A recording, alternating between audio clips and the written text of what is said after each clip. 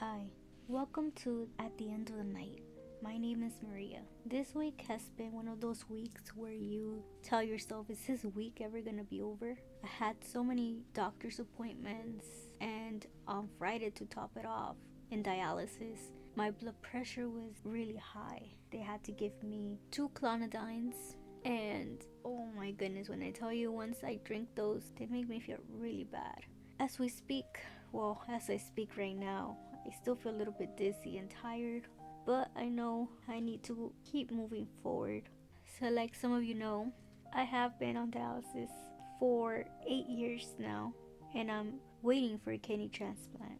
I also would love to share some news with you, so please keep on listening to know what it is all about.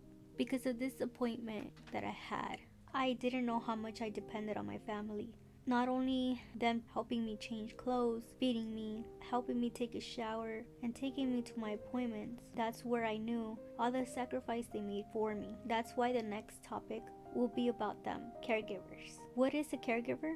A caregiver is someone who helps a person either because of an illness, an injury, disability, or even because of age. A caregiver can be a family member, a friend, a neighbor, or even a healthcare worker. What are the responsibilities of a caregiver?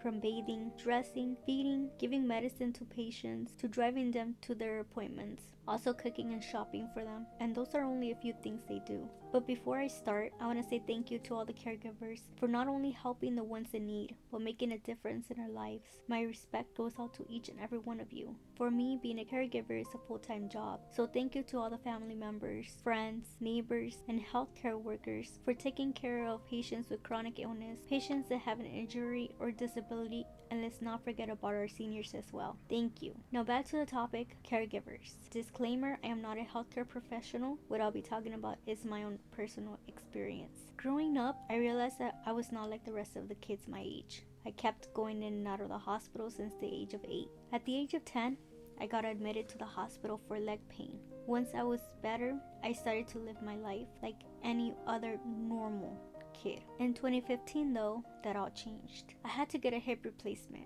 I did get complications, but I kept moving forward and being strong, not only for me, but also for my family. After getting the instructions from my doctor, I knew my life was not going to be the same. There were a lot of movements that I was not going to be able to make. I was not going to be able to bend down or cross my legs, so I had to ask my family for help. Then 2016 came and I started with dialysis. I started well, physically being able to do stuff like working, doing chores, even making food for myself. As time went on, my body was telling me to slow down. I had to leave work. I couldn't do chores because I was tired, let alone making food after my dialysis treatment. I was not only tired but exhausted. My family saw how I would get and started helping me out. While they helped me with all that, I helped out making their appointments and making sure they had their medications up to date. That same year, I became my sister's caregiver. Despite being sick myself, I wanted to help her in any way I could. Due to that, I ended up in the hospital with severe back pain.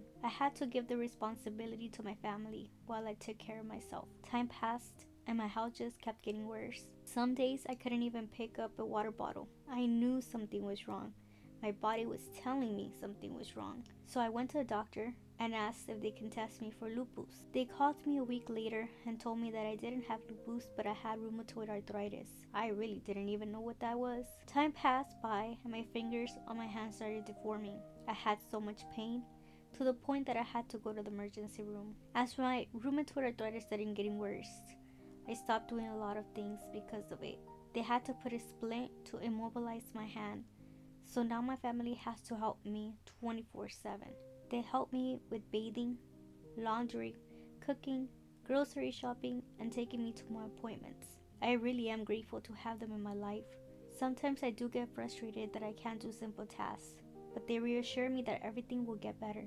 Trust me, I don't miss doing chores, but I do miss being independent. I remember talking to a few other caregivers and they all shared different stories and experiences about their patients. I got to be a caregiver once for my sister, and in my experience, it was difficult. Not only did I come from dialysis drained and tired, but having to cook for her and get her out of bed really affected me physically. Even though I love to help her, Don't get me wrong, I would do anything for her. My body, on the other hand, was telling me, you're doing too much. I was also her emotional support, which I took very seriously. Having cancer is not easy. I would be scared that something was going to happen to her in my care. Her life was in my hands, metaphorically speaking. Like I said before, my respect goes out to all the caregivers because I know it's not easy. You have your life and you still have to take care of another.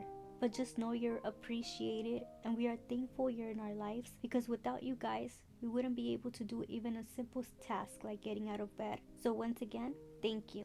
Now, I want to do something a little bit different. As a patient, I only see what I go through, but I want to know firsthand what my family has to say about taking care of me. I'm curious about their journey and how they deal with their stuff, and at the same time have to help me out. I will be interviewing them and asking them questions that I've been wanting to ask and see what they answer. So stay tuned for the next episode. Now, the news I want to share. In 2 weeks, I will be having surgery. I'm a little scared considering everything I've been through. I know that it is part of life, so please keep me in your prayers. Well, that's all for today. I would love to hear from you. Patience. How has a caregiver changed your life? Caregivers. What has been a difficulty you have encountered in taking care of a patient? Leave your comment down below. Now, remember life is beautiful.